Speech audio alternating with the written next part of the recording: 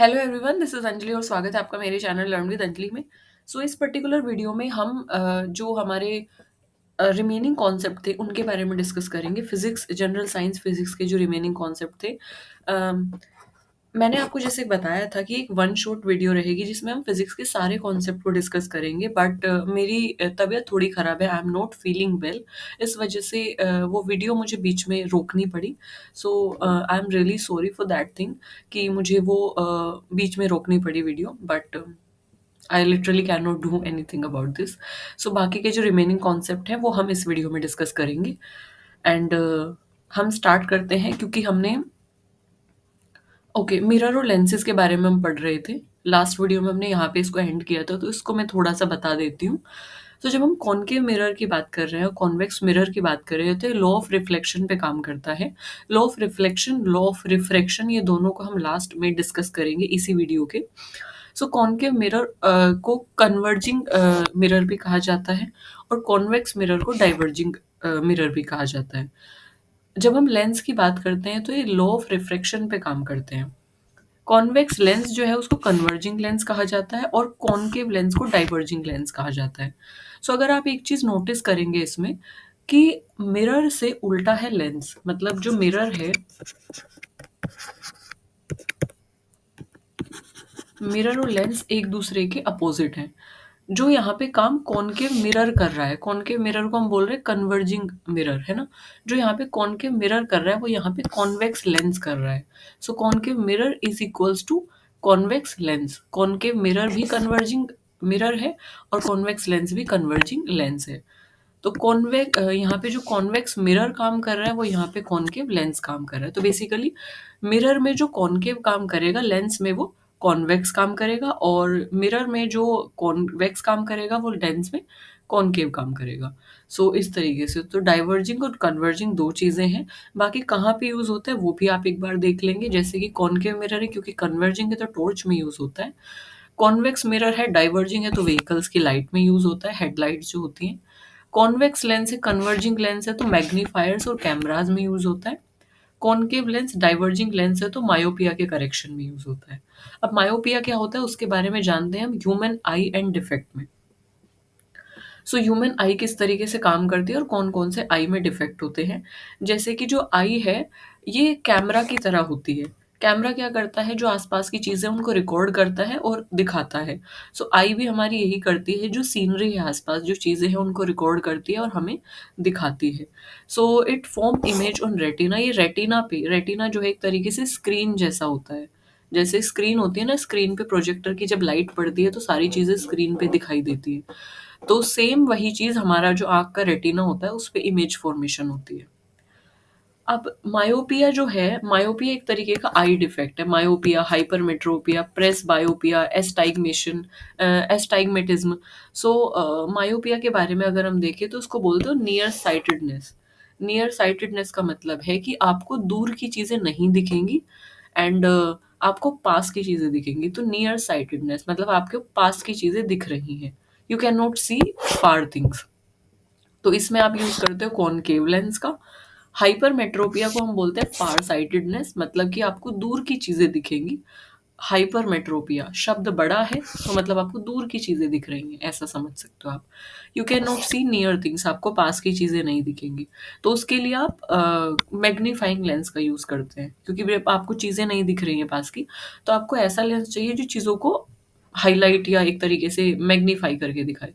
और magnify lens किस में यूज होता है, ये कौन सा होता है, कॉन्वेक्स लेंस। तो इसलिए हाइपरमेट्रोपिया में हम यूज करते हैं कॉन्वेक्स लेंस का। प्रेस बायोपिया जो होता है, प्रेस बायोपिया होता है जब हमारी उम्र बढ़ जाती है। तो ओल्ड एज वाले जो पीपल होते हैं, एजिंग की वजह से जो प्रॉब्लम होती है उसको बोलते हैं प्रेस बायोपिया। प्रेस बायोपिया में हमारी जो आंख की जो नसें हैं वो क्योंकि इतनी बार खिंचती हैं, हम उनको कॉन्ट्रैक्ट करते हैं, रिलैक्स करते हैं, तो हमारा लेंस जो हमारी आई मसल्स होती है वो लूज हो जाती है। इसकी वजह से प्रेस बायोपिया होता है। और इसको करेक्ट करने के लिए हम कॉनकेव और कॉन्वेक्स दोनों ही लेंस का यूज करते हैं, यानी बाईफोकल लेंसेज हम यूज करते हैं, ठीक है। एस्टाइग्मेटिज्म जो है, एस्टाइग्मेटिज्म में क्या होता है, ब्लर्ड विजन होता है ड्यू टू अनइवन लेंस और कॉर्निया। लेंस अनइवन हो जाता है, कॉर्निया अनइवन हो जाता है, उसकी वजह से हमें धुंधला दिखना स्टार्ट हो जाता है। सो एस्टाइग्मेटिज्म की ये प्रॉब्लम होती है। अब बात करते हैं इलेक्ट्रिसिटी कॉन्सेप्ट की। सबसे पहले स्टैटिक इलेक्ट्रिसिटी में हमारे पास कुछ टर्मिनोलॉजीज हैं, जैसे कि conductor, insulator, semiconductor and static charge. तो कंडक्टर का मतलब है कंडक्ट, जो चला रहा है। कंडक्टर मतलब एक तरीके से ड्राइवर होता है, कंडक्टर होता है, तो वहीं से ये शब्द लिया गया, कंडक्ट जो कर रहा है, जो चला रहा है। हालांकि चलाता ड्राइवर है, बट कंडक्टर भी उसमें होता है, तो आप इसको ऐसे लर्न कर सकते हैं। कंडक्ट जब हम बोलते हैं ना, एग्जाम कंडक्ट कराना, तो किसी चीज को कैरी करना, चलाना। तो कंडक्टर वो ऑब्जेक्ट्स होते हैं या वो चीजें होती हैं जो इलेक्ट्रिसिटी को अलाउ करती है पास होने के लिए। तो जब इलेक्ट्रिसिटी किसी वायर में या किसी भी मटेरियल में फ्लो होती है, तो उसको हम बोलते हैं कि वो इलेक्ट्रिसिटी का कंडक्टर है। जैसे कि कॉपर है, सिल्वर है, ये सब कंडक्टर है। अगर हम बात करें इंसुलेटर की, तो इंसुलेटर मतलब कि वो मटेरियल्स जो इलेक्ट्रिसिटी को ब्लॉक कर देते हैं, जिसमें से इलेक्ट्रिसिटी पास नहीं होती है, इलेक्ट्रॉन पास नहीं होते हैं। सो इलेक्ट्रॉन जब मूव नहीं करेंगे तो इलेक्ट्रिसिटी पास नहीं होगी और इलेक्ट्रिसिटी ब्लॉक हो जाएगी। तो जैसे कि रबर है, वुड, क्लॉथ, तो इसमें से इलेक्ट्रिसिटी पास नहीं होती है, तो they are known as insulator. Semi conductors होते हैं, दे कंडक्ट पार्शली, मतलब कि सेमी मतलब आधा, कंडक्टर मतलब जो चला रहा है। सो ये आधी इलेक्ट्रिसिटी को पास कर रहे हैं, यानी कि ये इलेक्ट्रिसिटी को पार्शली आधा पास करते हैं, मतलब बहुत कम इलेक्ट्रिसिटी पास होगी, कुछ इलेक्ट्रिसिटी पास नहीं होगी।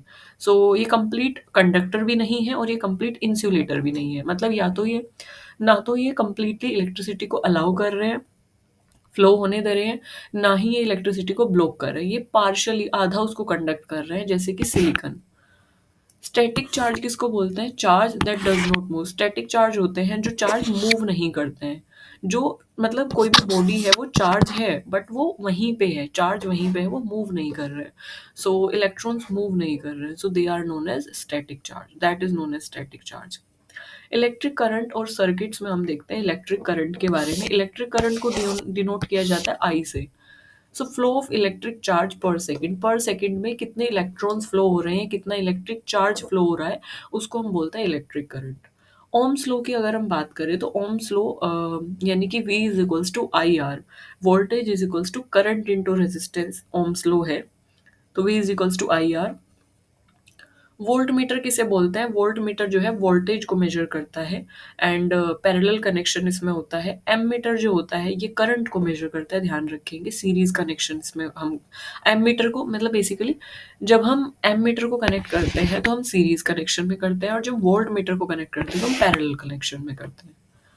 फ्यूज क्या होता है, फ्यूज एक सेफ्टी डिवाइस है जो कि मेल्ट हो जाता है अगर करंट बहुत ज़्यादा होता है। मान लीजिए कि आपके फ्यूज का जो एक तरीके से करंट लेने की क्षमता है वो 5 एम्पियर है ना, और करंट पास हो गया 10 एम्पियर का। सो 10 एम्पियर तब तक आगे पहुंचेगा, 5 एम्पियर पे आपका जो फ्यूज है वो मेल्ट हो जाएगा और पूरे सर्किट को ब्रेक कर देगा। तो इससे क्या होता है कि जब सर्किट ब्रेक हो जाता है तो इलेक्ट्रिसिटी आगे फ्लो नहीं होती है, और आपके जो अप्लायंसेज है जो आपने कनेक्ट किए हुए हैं सर्किट में, जैसे कि वॉशिंग मशीन है, टोस्टर है, या फिर अवन, माइक्रोवेव अवन हो गया, या हीटर, तो जो भी सब आपने डिवाइसेस कनेक्ट किए हुए हैं, अप्लायंसेस कनेक्ट किए हैं, वो बच जाएंगे, वो खराब नहीं होंगे एक्सेसिव इलेक्ट्रिसिटी से या ज़्यादा करंट से। सो फ्यूज़ एक तरीके से सेफ्टी डिवाइस है जो कि अगर ज़्यादा करंट होता है तो ज़्यादा करंट होने पे वो मेल्ट हो जाता है और पूरे सर्किट को ब्रेक कर देता है और आपके अप्लायंसेस को खराब होने से बचा लेता है। Next we have magnetism. So magnetism is something related to magnet. So magnet सबसे पहले हम पढ़ते हैं, मैग्नेट वो मटेरियल होता है जो कि आयरन, निकल या कोबाल्ट को अट्रैक्ट करता है। सो आयरन, निकल, कोबाल्ट ऐसे मेटेरियल को जो अट्रैक्ट करे उसको हम मैग्नेट बोलते हैं। इसमें दो पोल्स होते हैं, नॉर्थ पोल और साउथ पोल। सो पोल जो है अगर सेम पोल होंगे तो वो एक दूसरे को रिपेल करेंगे, मतलब एक दूसरे को दूर हटाएंगे, और अगर अपोजिट पोल है यानी कि नॉर्थ और साउथ है या साउथ और नॉर्थ है तो एक दूसरे को अट्रैक्ट करेंगे। तो unlike poles attract, same pole repel, ये ध्यान रखना है। डाई मैग्नेटिक क्या होता है, डाई मैग्नेटिक जो है वो मटेरियल्स होते हैं जो कि वीकली रिपेल होते हैं, जैसे कि कॉपर है ना। और पैरामैग्नेटिक वो मटेरियल होते हैं जो कि बहुत जल्दी से अट्रैक्ट, वीकली अट्रैक्ट होते हैं, मतलब बहुत ज़्यादा से अट्रैक्ट नहीं होते मैग्नेट पे। सो जैसे कि एल्यूमिनियम है। अगर हम फेरोमैग्नेटिक की बात करें, फेरो का मतलब होता है आयरन, तो मतलब मैग्नेट पे ऐसे सब्सटेंसेस जो कि बहुत ज़्यादा अट्रैक्ट होते हैं, जैसे कि आयरन है। सो ये सब क्या है, फेरोमैग्नेटिक है। पैरामैग्नेटिक जो मतलब बहुत कम अट्रैक्ट होंगे, और डायमैग्नेटिक मतलब अट्रैक्ट भी उतना ज़्यादा नहीं होंगे, बट ना स्ट्रांगली अट्रैक्ट होंगे ना वीकली अट्रैक्ट होंगे, रिपेल होंगे वीकली। सो डायमैग्नेटिक। सो अब हम बात करते हैं इन्वेंशंस की। तो ये इन्वेंशन बहुत इंपॉर्टेंट है, जैसे कि अलग अलग इन्वेंशन के इन्वेंटर्स दिए गए हैं और ईयर दिए गए हैं। जैसे टेलीफोन है, टेलीफोन अलेक्जेंडर ग्राम बेल ने डिस्कवर किया था 1876 में। इलेक्ट्रिक बल्ब किया था,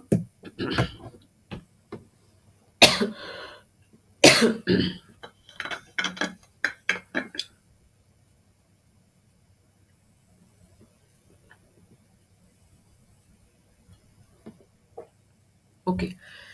सो electric bulb we have, electric bulb incandescent bulb जिसको कहा जाता है, इनकेंडेसेंट लैम्प जिसको कहा जाता है, that is discovered by Thomas Alva Edison in 1978, 1879, sorry, 1879। Radio googly में मार्कोनी ने ये किया था 1895। एरोप्लेन जो है, airplane, Wright brothers 1903। Printing press जो है, जॉन्स गुटनबर्ग 1440 में। स्टीम इंजन जेम्स वाट ने किया था 1769 में। डायनामाइट एल्फ्रेड नोबल ने किया था 1867। एक्सरेज वेलेम कॉनरेड रोंटेजन ने की थी, तो इसलिए रोंटेजन उसकी एसआई यूनिट भी है 1895 में। टेलीविजन जॉन लोची बेयर्ड ने 1926 में। Theory of relativity Albert Einstein ने की थी। सो स्पेशल दैट इज 1905 में। Atomic bomb J Robert 1949। Laser light Theodore H Maiman 1960। Gramophone जो है, रिकॉर्ड प्लेयर जिसको हम कहते हैं, Thomas Alva addition 1877। Helicopter Igor Sikorsky 1939। Steam locomotive George Stephenson 1814। और बैरोमीटर जो है, Evangelista Torricelli 1643। Stethoscope Rene Laennec 1816। And electric battery Alessandro Volta 1800। Electroscope William Gilbert around 1600। Electromagnet William Sturgeon ने की थी 1825 में। और आर्टिफिशियल पेसमेकर जॉन होप्स ने 1950 में। Rocket engine Robert H Goddard ने किया था 1926। रेफ्रिजरेटर विलियम क्यूलन ने किया था 1834 में। इम्पोर्टेंट कौन कौन से हैं जो मुझे लग रहा है, electric bulb, radio, aeroplane, steam engine, x-rays, gramophone, barometer, electric battery, electromagnet, that's it, बस। अब इसमें से अगर हम देखें तो मोस्ट ऑफ द जो 1920 सेंचुरी के जो इन्वेंशन थे, they were the result of advances in electromagnetics and thermodynamics. तो 1920 सेंचुरी के जो भी इन्वेंशन थे, तो वो इलेक्ट्रोमैग्नेटिज्म और थर्मोडायनेमिक्स पर बेस्ड थे ज़्यादा। तो उस चीज़ से रिलेटेड एक तरीके से वो इन्वेंशंस थे। थॉमस एडिशन ने, मार्कोनी ने, आइंस्टाइन ने, they are among the most frequently mentioned name in competitive exams. So ये स्पेसिफिक पॉइंट है जो आपके लिए दिया गया है, कि जो भी Thomas Alva Edison, Marconi, Einstein, इन सब ने जो भी इन्वेंशंस किए हैं वो कॉम्पिटिटिव एग्जाम में कई बार पूछे गए हैं। तो उनके इन्वेंशंस पे आप थोड़ा सा ध्यान देंगे। जैसे कि अभी अभी इसमें बताया गया है, we have theory of relativity, हाँ ये Thomas Alva Edison, Albert Einstein का जो था। And we have electric bulb, Thomas Alva Edison. Radio जो है, मार्कोनी। सो इनको थोड़ा सा आप ध्यान देंगे। थ्योरी ऑफ रिलेटिविटी जो कि आइंस्टाइन ने 1905। लेज़र जो कि माइमन ने 1960। They are like main physics milestone. तो वो एक तरीके से थ्योरी ऑफ रिलेटिविटी और लेज़र, तो फिज़िक्स के फील्ड में इनको माइलस्टोन कंसीडर किया जाता है। इन पर बेस्ड बहुत सारी चीज़ें फिज़िक्स में हैं और इसीलिए माइलस्टोन इनको कहा गया है। नेक्स्ट है, क्योंकि हमारी इंपॉर्टेंट चीज़ें डिस्कस हो चुकी हैं, B it electricity, B it electromagnetism, B it like physical quantities, so B it laws of motion. So now it's time to discuss about important physics law. So physics में बहुत सारे नियम हैं, नियम को डिस्कस करना बहुत ज़रूरी हो जाता है क्योंकि लॉ एक तरीके से जान है फिजिक्स की। तो फिजिक्स में नियम जो है उनको पढ़ना इंपॉर्टेंट है। सबसे पहला जो हमारा नियम है दैट इज न्यूटन्स लॉ, जिससे बच्चा बच्चा वाकिफ है। आप सभी को ये लॉ पता है, अभी आपसे डिस्कस भी किया था। पहले लॉ को लॉ ऑफ इनर्शिया कहा जाता है। कोई बॉडी अगर रेस्ट में है वो रेस्ट में रहेगी, मूव कर रही है तो मूव ही करती रहेगी जब तक कि उस पर कोई एक्सटर्नल फोर्स नहीं लगता है। सेकेंड लॉ जो है मोमेंटम पर बेस्ड है, यानी कि force is equals to mass into acceleration, F is equals to M A, ये इसका फॉर्मूला है। थर्ड लॉ जो है इसको एक्शन रिएक्शन लॉ भी कहा जाता है कि हर एक्शन का एक रिएक्शन होगा जो कि उसके इक्वल और अपोजिट होगा। ठीक है, तो ये तो न्यूटन के लॉ थे। नेक्स्ट लॉ है लॉ ऑफ यूनिवर्सल ग्रेविटेशन, मतलब ग्रेविटेशनल लॉ। हर ऑब्जेक्ट जो है, every object attract every other object with a force that depends on their mass and distance. यानी कि यूनिवर्स में जितने भी ऑब्जेक्ट हैं वो एक दूसरे पर ग्रेविटेशनल फोर्स, मतलब वो एक दूसरे पर अट्रैक्शन फोर्स लगाते हैं। तो हर ऑब्जेक्ट एक दूसरे को क्या करता है, अट्रैक्ट करता है। एक फोर्स से वो एक दूसरे को अट्रैक्ट करते हैं और जिस फोर्स से वो एक दूसरे को अट्रैक्ट करते हैं वो डिपेंड करता है उनके मास पर और उनके डिस्टेंस पर। तो इसीलिए इस बेस पर फॉर्मूला दिया गया है, F is equals to G M one into M two divided by R का स्क्वायर। यानी कि मास वन जो पहले ऑब्जेक्ट का मास है, मास टू जो कि दूसरे ऑब्जेक्ट का मास है, और आर वन उनके बीच की जो डिस्टेंस है, मतलब आर स्क्वायर जो उनके बीच की डिस्टेंस है। तो बेसिकली हर ऑब्जेक्ट एक दूसरे को अट्रैक्ट करते हैं एक फोर्स से जो उस पर डिपेंड करता है उनके मास पे और डिस्टेंस पे। तीसरा लॉ हमारा आ जाता है एनर्जी के बारे में। Law of conservation of energy, जैसे अभी ऊपर मैंने आपको जब एनर्जी के बारे में पढ़ाया था तो मैंने बताया था कि एनर्जी जो है ना तो उसको बनाया जा सकता है ना ही उसको डिस्ट्रॉय किया जा सकता है। तो energy can not be created और कैन नॉट बी डिस्ट्रॉयड, बस ये अपनी फॉर्म बदलती है, यानी कि ये एक फॉर्म से दूसरी फॉर्म में चेंज होती है, जो कि हमने ऊपर पढ़ा भी था जब हमने पढ़ा था डिवाइसेस के बारे में कि एक डिवाइसेस जो है वो किस तरीके से एक एनर्जी को दूसरी एनर्जी में कन्वर्ट करता है। जैसे इलेक्ट्रिकल एनर्जी को हीट एनर्जी में, या फिर इलेक्ट्रिकल एनर्जी को लाइट एनर्जी में, या मैकेनिकल एनर्जी को इलेक्ट्रिकल में, या इलेक्ट्रिकल को मैकेनिकल में। इस तरीके से, या केमिकल एनर्जी को लाइट एनर्जी में। इस तरीके से जैसे कि इलेक्ट्रिकल एनर्जी कन्वर्ट हुई लाइट में और हीट में बल्ब के केस में। एनर्जी जो है उसने बस अपनी फॉर्म चेंज की, एनर्जी डिस्ट्रॉय या क्रिएट नहीं हुई। Next we have law of conservation of momentum. Law of conservation of momentum ये कहता है कि टोटल मोमेंटम जो होता है सिस्टम का वो कांस्टेंट रहता है अगर कोई भी एक्सटर्नल फोर्स उस पर नहीं लगाया गया है। कोई भी सिस्टम है उसमें मोमेंटम जो है वो कांस्टेंट रहेगा अगर कोई एक्सटर्नल फोर्स नहीं लगाया। जैसे कि गन जो है वो रिकॉइल होती है बैकवर्ड जब बुलेट फायर की जाती है।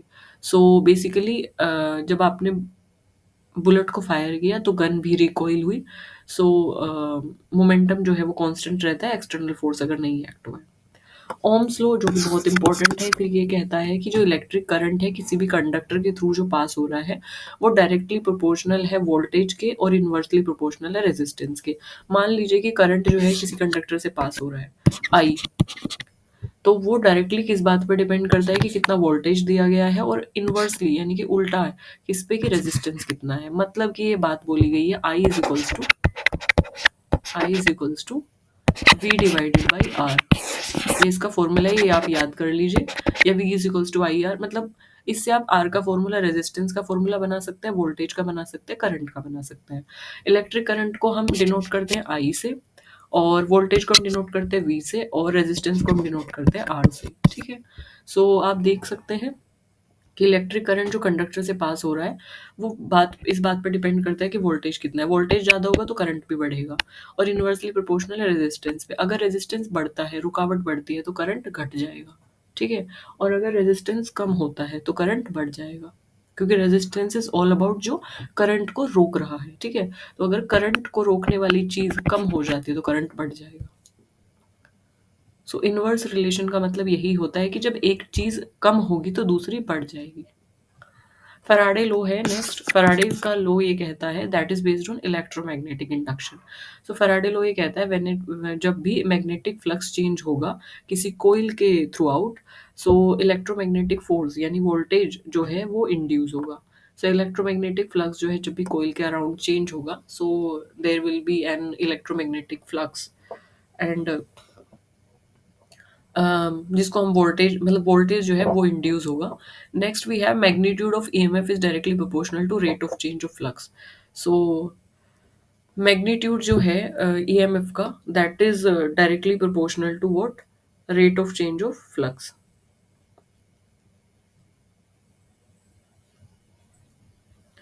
सो जैसे कि जनरेटर है, ट्रांसफॉर्मर है, तो ये फैराडे लो इलेक्ट्रोमैग्नेटिक जो इंडक्शन है, this are that second law magnetic of EMF.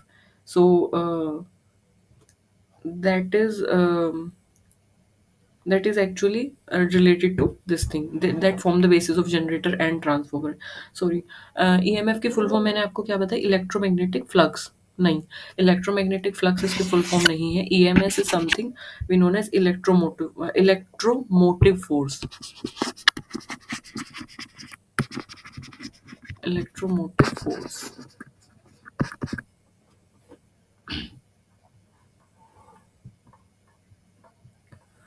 Length law की अगर हम बात करें, the direction of induce current always oppose the change that produces.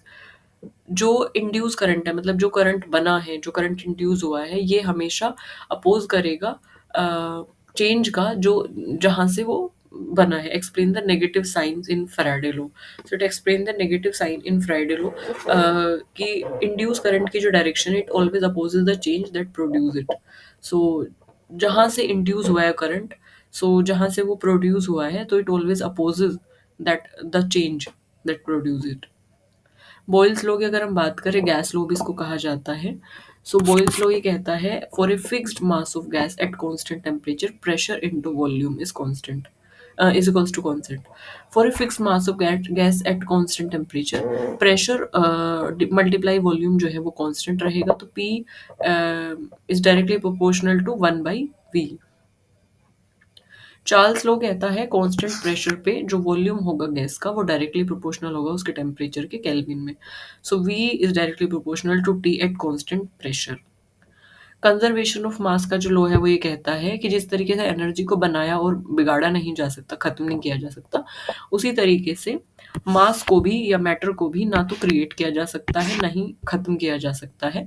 बस ये अपनी एक फॉर्म से दूसरी फॉर्म में चेंज होता है। जैसे कि अगर आप पेपर को बर्न करते हैं तो ये गैसेस और ऐश को प्रोड्यूस करता है, बट टोटल मास तो सेम रहता है। मतलब कि जैसे आपने पेपर बर्न किया तो आधा मास ऐश का कंटेंट हो, आधा गैसेस का हो, बट ओवरऑल मास तो सेम है बर्निंग जब आपने की पेपर की। जब भी हम कंजर्वेशन की बात कर रहे हैं ना, चाहे वो एनर्जी हो या मास हो, तो इसका मतलब यही है कि वो चीज़ ना बन सकती है ना डिस्ट्रॉय हो सकती है, बस वो अपनी फॉर्म चेंज कर रही है। रिफ्लेक्शन के जो लॉ हैं, लाइट के रिफ्लेक्शन के जो लॉ हैं, पहला लॉ ये है, दो लॉ है इसके, कि the angle of incidence is equals to angle of reflection. मान लीजिए एक प्लेन है, यहाँ से जहाँ से हम लाइट डाल रहे हैं, जहाँ से हम लाइट डाल रहे हैं, जो बीम हमने डाली है उसको बोलते हैं इंसिडेंटेड लाइट, आई। एंड ये जब सरफेस पे पड़ेगी तो ये रिफ्लेक्ट होके वापस बाउंस बैक होगी। ये जो बाउंस बैक हुई है इसको हम बोलते हैं आर। इसको बोलते हैं हम reflection, angle of reflection. Angle of reflection, angle of like incidence. Angle of incidence जो है हमेशा होता है एंगल ऑफ रिफ्लेक्शन के। Angle of incidence is equals to angle of reflection. Second law ये कहता है the incidented ray, reflected ray and normal all lie in the same plane. तो आप देख सकते हैं कि ये इंसिडेंटेड रे है, ये रिफ्लेक्टेड रे है, और बीच में इनको नॉर्मलाइज करने के लिए बीच में हमने एक लाइन ड्रॉ की ताकि हम इंसिडेंटेड एंगल और रिफ्लेक्टेड एंगल को अलग अलग दिखा सकें। तो इंसिडेंटेड रे, रिफ्लेक्टेड रे और जो बीच में नॉर्मल है, ये सभी एक ही प्लेन पे आके बन रहे हैं, एक ही प्लेन पे लाई कर रहे हैं। So this is law of reflection of light. Next we have refraction. जिसको स्नेल लॉ भी कहा जाता है।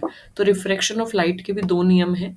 तो पहला जो है वो तो है ratio of sine angle of incidence to the sine angle of refraction is constant. जो आपका साइन आई है यानी कि incidence sine angle of incidence जो है, और जो आपका साइन एंगल ऑफ रिफ्रैक्शन है वो कांस्टेंट रहता है। यानी कि किसी भी मीडिया के लिए, मतलब जब हम रिफ्रैक्शन की बात करते हैं तो हम पढ़ते हैं कि एक मीडिया से लाइट दूसरे मीडिया में गई और लाइट कुछ बेंड हुई या डिफ्लेक्ट हुई।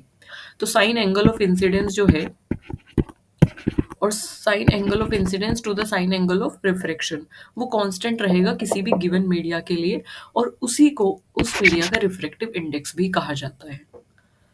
सेकेंड लो है इंसिडेंट लाइट, रिफ्रैक्टेड लाइट और लाइट और नॉर्मल जो है वो तीनों सेम प्लेन पे लाई करते हैं। मतलब ये प्लेन है, इसी प्लेन पे नॉर्मल भी टच होती हुई दिखेगी, इंसिडेंट भी और रिफ्लेक्टेड भी। डिस्पर्जन का जो नियम है वो क्या कहता है कि जब लाइट जो है वो स्प्लिट होती है सेवन कलर में, मतलब एक वाइट लाइट है और जब वो प्रिज्म से पास होती है, जब वो स्प्लिट होती है सेवन कलर्स में, जिनको विबग्योर कहा गया है, violet, indigo, blue, green, yellow, orange, red. So VIBGYOR के सेवन कलर्स में जब वो स्प्लिट होती है, जब वो प्रिज्म से पास होती है, तो due to different bending of each colour, when it passes through prism due to different bending of each colour, वो क्यों प्रिज्म से पास होते ही जो सेवन कलर्स है उसमें टूट जाती है, क्योंकि अलग अलग जो कलर है उनका जो ट्रैवलिंग स्पीड है वो अलग अलग है। तो कोई कलर पहले आता है, कोई कलर बाद में आता है, तो कलर स्प्लिट हो जाते हैं। सो डिफरेंट डिफरेंट बेंडिंग होती है हर कलर की, क्योंकि डिफरेंट डिफरेंट फ्रीक्वेंसी है, हर कलर की अपनी वेवलेंथ है, हर कलर की अपनी स्पीड है। सो इस वजह से बेंडिंग अलग अलग होती है और इस वजह से वो कलर आपको अलग अलग दिखने लगते हैं। Next law we have law of scattering. So scattering का लॉ ये कहता है कि अगर शॉर्टर वेवलेंथ है, शॉर्टर वेवलेंथ का मतलब है स्पीड, अगर एक तरीके से शॉर्टर वेवलेंथ है, स्पीड अगर कम है, ठीक है, तो जैसे कि ब्लू लाइट की है तो ये ज़्यादा स्कैटर होगी, और अगर लॉन्गर वेवलेंथ है, मतलब स्पीड ज़्यादा है अगर, तो ये कम स्कैटर होगी लाइट। इसीलिए ब्लू जो है नीला दिखता है, मतलब जो सॉरी, इसीलिए जो स्काई है वो ब्लू दिखता है, यानी कि जो स्काई है वो नीला दिखता है, और जब सनसेट होती है सो वो रेड दिखता है। तो वो इस बात पे डिपेंड कर रहा है कि कौन सा कलर सबसे ज़्यादा स्कैटर हुआ है। सो नॉर्मली ब्लू कलर सबसे ज़्यादा स्कैटर होता है तो स्काई ब्लू दिखता है, और सनसेट के टाइम पे रेड कलर दिखता है।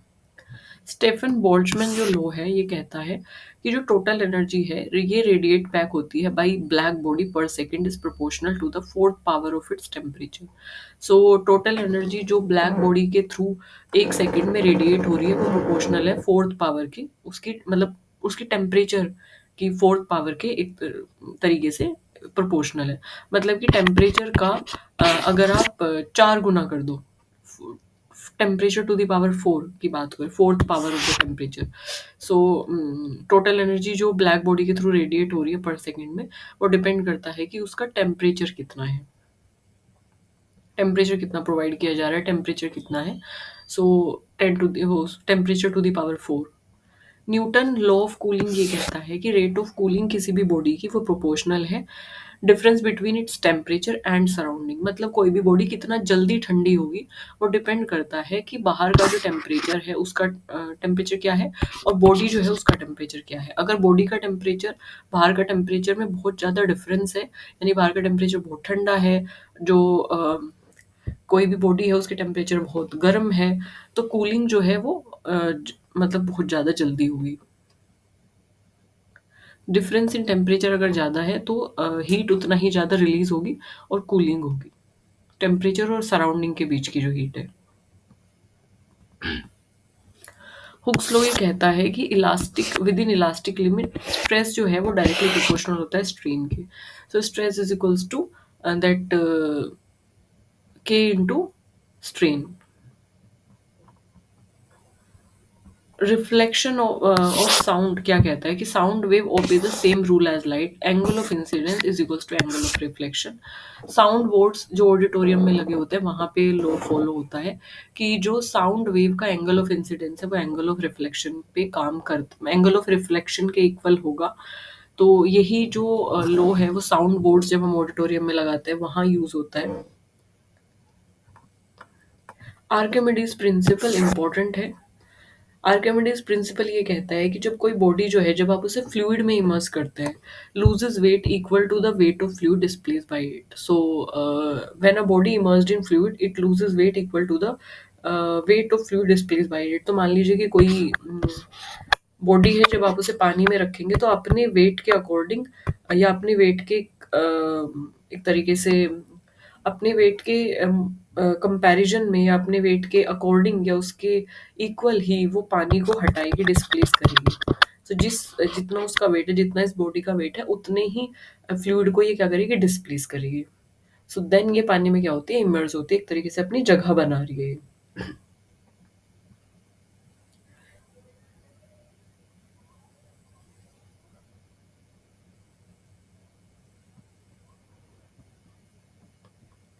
Next we have Pascal law. So pressure applied on a fluid is transmitted equally in all direction. So जब भी आप प्रेशर अप्लाई कर रहे हैं फ्लूइड पे, ये हर डायरेक्शन में इक्वली डिस्ट्रीब्यूट हो जाएगा। ये हाइड्रोलिक लिफ्ट्स और ब्रेक्स में यूज होता है पास्कल लॉ।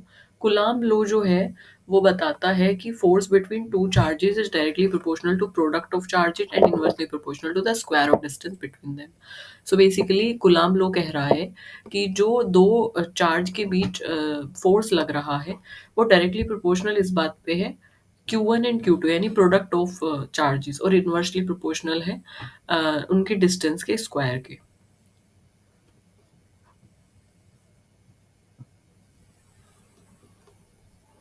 प्लेनेटरी मोशन को लेके कैपलर का लॉ क्या क्या कहता है कि जो प्लैनेट्स है वो इलिप्टिकल ऑर्बिट्स में मूव करेंगे। सन के planets move in elliptical orbit with the sun at one focus. जो प्लैनेट है वो इलिप्टिकल ऑर्बिट में मूव कर रहे हैं सन के साथ एक फोकस पे। सन भी मूव कर रहा है सन के साथ, प्लैनेट भी मूव कर रहे हैं, फोकस एक है।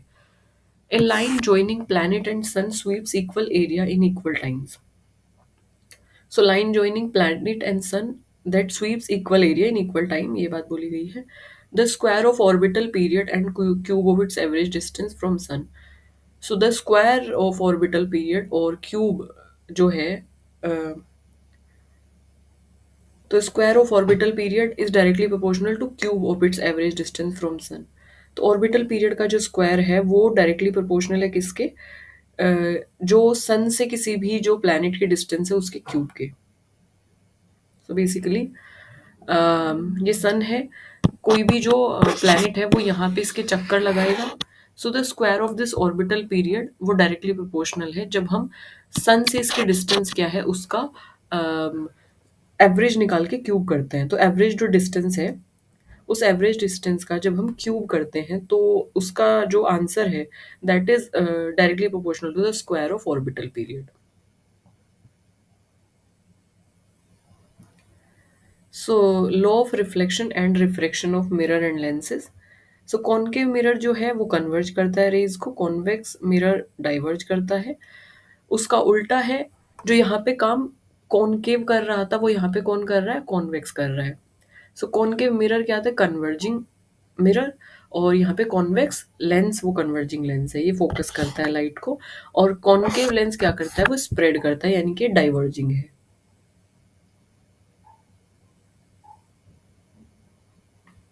सो ये डाइवर्ज है। सो जब लाइट फोकस हो रही है तो वो कन्वर्ज हो रही है, और जब लाइट डाइवर्ज हो रही है सो वो स्प्रेड हो रही है। सो डाइवर्ज यहाँ पे कॉन्वेक्स करता है और यहाँ पे कॉनकेव लेंस कर रहा है, और यहाँ पे कॉनकेव मिरर कन्वर्ज कर रहा है, यहाँ पे कॉन्वेक्स लेंस कन्वर्ज कर रहा है। बर्नौली प्रिंसिपल क्या कहता है, as a speed of fluid increases the pressure decreases. जैसे ही स्पीड बढ़ती है फ्लूइड की, प्रेशर कम हो जाता है। एंड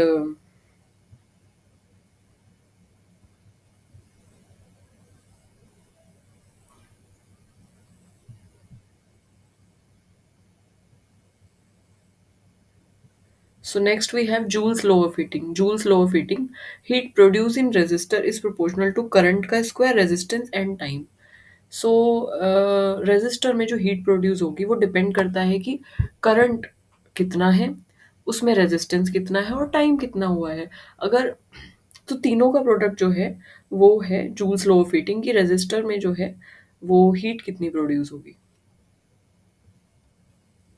सो लो फ्लोटेशन क्या कहता है, floating body displace its own weight of the fluid in which it float. कोई भी जो बॉडी है वो अपने वेट के मुताबिक ही, अपने वेट के अकॉर्डिंग ही फ्लूइड को डिस्प्लेस करती है, एंड देन वो अपनी जगह बनाती है और ऊपर फ्लोट कर रही है।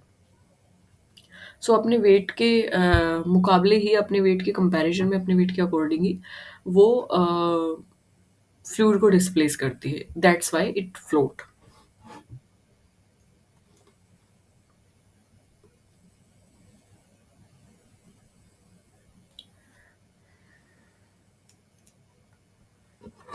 सो हाइगन्स प्रिंसिपल, जो कि वेव थ्योरी ऑफ लाइट भी जिसको कहा गया है, every point on wave front such as a source of new secondary wave explain, it explain diffraction and interaction. So every point in wave front it act as a source of new secondary wave. Photo electric effect जिसको Einstein law भी कहा गया है, so that is light जब fall होती है metal surface पे तो इलेक्ट्रॉन जो है वो इमिट होते हैं, and it provide the light behave like particle. तो ये प्रूव करता है कि लाइट जो है वो पार्टिकल नेचर भी शो करती है, यानी फोटोन्स जिसको हम बोलते हैं, लाइट के जो पार्टिकल्स उनको फोटोन्स कहा गया है, कि it prove that light behaves like particles. Radio active decay का जो लॉ है वो ये कहता है कि the rate of decay of radio active substance, यानी कि जो रेडियो एक्टिव सब्सटेंस है जिसमें से रेडिएशंस, रेडियो एक्टिव वेव्स निकलती हैं, सो वो किस दर से डिके होगा, ये डायरेक्टली प्रोपोर्शनल है नंबर ऑफ अनडिकेड एटम प्रेजेंट। कि मतलब rate of decay of radio active substance ये डायरेक्टली प्रोपोर्शनल है कि अनडिकेड एटम उसमें कितने प्रेजेंट है। अनडिकेड एटम जो है ज़्यादा होंगे तो rate of decay of radio active substance कम हो जाएगा। फ्लेमिंग लेफ्ट हैंड और right hand thumb rule. Left hand thumb rule motors के लिए है, direction of force on current carrying conductor in magnetic field इस बात पे रिलेटेड है, और राइट हैंड रूल जो है वो जनरेटर्स के लिए है, so direction of induced current की बताता है। So this is it in this video, and in this video we cover all the physics concept including SI unit, including important principle, important law, and important concept. So if you have any suggestion, any query, please drop that query in the comment section. I will be more than happy to cater your query. And apart from that, जो भी आपको disturbance हुआ है video में, अगर आप मेरी किसी भी चीज़ से परेशान हुए हैं या डिस्टर्ब हुए हैं, आपका ध्यान टूटा है, so I am so sorry for that. I am not feeling well, so that is why this keep happening. I am like every time I feel like coughing. अगर मैं ज़्यादा बोलती हूँ तो फिर मुझे वापस से कफ होने लगता है, खांसी आने लगती है, so that is why this all happen. But I try कि मैं एक गो में पूरी वीडियो कंप्लीट करूँ। नेक्स्ट वीडियो में हम केमिस्ट्री के कॉन्सेप्ट पढ़ेंगे, so stay tune with me. So जल्दी से नेक्स्ट वीडियो में लेके आती हूँ। Thank you for listening me so patiently. Bye bye.